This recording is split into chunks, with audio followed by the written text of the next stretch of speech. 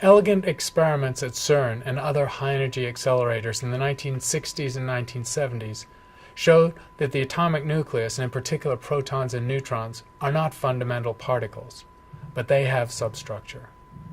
Meanwhile, analogous experiments on electrons could not detect substructure. Electrons appear to be truly fundamental particles. These elegant experiments showed that protons and neutrons have subconstituents called quarks. These quarks are fractionally charged, which is a very unusual situation for subatomic particles, never seen before. The size of these particles is incredibly small. The atomic nucleus is a few parts in 10,000 compared to the size of an atom. The quarks are on a scale hundreds of millions of times smaller than the size of the atom itself. It took enormous energies to liberate evidence of these quarks, and the quarks themselves cannot exist as free particles, but hints of them were seen. In continuing experiments in Europe and the United States with accelerators in the 1970s and 1980s, a whole set of new particles were produced. High-energy particles that are composites of other subatomic fundamental particles. Mesons or mid-range particles, baryons or heavy particles, and leptons or light particles like electrons. In the totality of these experiments, over 100, perhaps 150 different subatomic particles were created. When physicists tried to make sense of all these experiments and the resulting 100 or more subatomic particles, some patterns did begin to emerge. Over a period of time, what's called the Standard Model of Particle Physics was produced, which is a schema or arrangement of many of the subatomic particles that shows which are more fundamental or important to the structure of matter than others.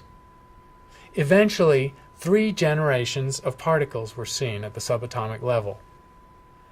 Quarks were seen in 3 generations, the up and down, which form protons and neutrons, strange and charm, and top and bottom. That 6th quark only found in the last decade. Going up in these 3 generations corresponded to higher and higher mass, and also increasing instability. Analogously, there were 3 generations of light particles found. The classical electron, the muon, which is a few hundred times more massive, and the tau particle, which is thousands of times more massive, and corresponding to each of those 3 particles, a particular type of neutrino. Alongside all these subatomic particles, in their 3 generations or families, were 4 fundamental forces and the implied particles that carry those forces. The most familiar force, of course, is the electromagnetic force, and its carrier particle is the photon, equally familiar. The 2 nuclear forces also have carrier particles. The first to be identified and isolated in the 1970s was the carrier of the weak force in the nucleus, responsible for radioactivity. These were the W and Z particles found at CERN. Somewhat later, the carrier of the strong nuclear force, which binds the atomic nucleus together, were found. These are called gluons. These are the exchange particles between quarks that keep the nucleus together. The final particle is only hypothesized. It's a particle that might carry the gravity force, called the graviton, and it has never yet been observed. There's one feature of the universe where the universe as a whole deviates from the situation in high-energy physics or lab physics. In the lab and in the equations of high-energy physics, it's equally possible to produce matter or antimatter from pure energy. In fact, pure energy can easily create particle-antiparticle pairs in equal numbers. Given that the universe contains a lot of energy, we might imagine there should be antimatter in the universe as well as matter.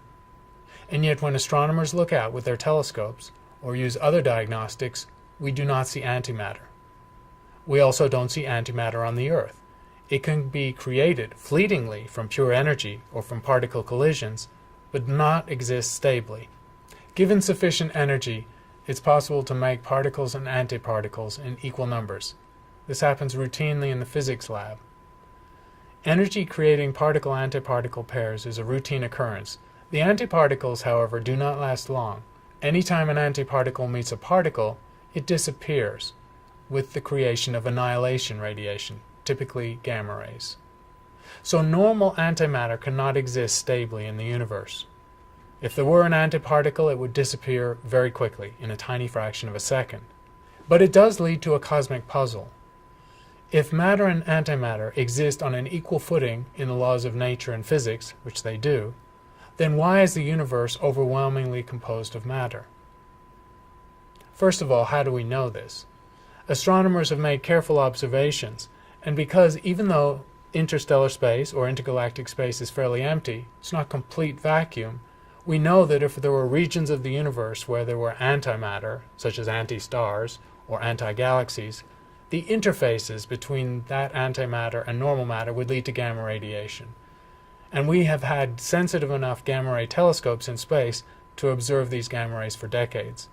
We are very confident that the universe does not contain sectors or regions or individual anti-stars and anti-galaxies. So we accept that the universe is made of normal matter, and we're left with the puzzle of why the universe ended up so asymmetric, given that the fundamental physics is perfectly symmetric between matter and antimatter. As we'll see in the discussion of cosmology, the explanation for this asymmetry probably lies in the very early universe. When radiation was dominant, and particles and antiparticles were freely coming and going in terms of radiation, a tiny asymmetry in nature, in the forces of nature, produced the resultant residue of particles, and all the antiparticles annihilated, leaving us with the universe with far more photons in it than particles. The conventional way of thinking about the structure of the universe, or the structure of matter, is what we'll call a top-down view. We imagine the universe containing objects, the largest of which are galaxies. Within those galaxies are stars, or planets, and those stars are made of atoms. And then we look for what those atoms contain, and we find that the atoms contain subatomic nuclei made of particles and orbiting electrons, which are subatomic particles. And so we drill down from the highest scales to the smallest scales to try and understand nature. This is the standard reductionist or top-down view of matter.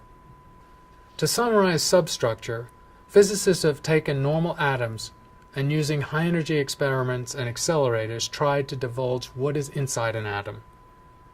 Beyond finding the atomic nucleus and the orbiting electrons, experiments in the 1960s and 70s showed that protons and neutrons are not fundamental, but are made of fractionally charged quarks, which seem to be fundamental subatomic particles. But they also produced a wide array of subatomic particles, some of which only lasted a very short period of time, and struggled to produce a pattern of all these subatomic particles.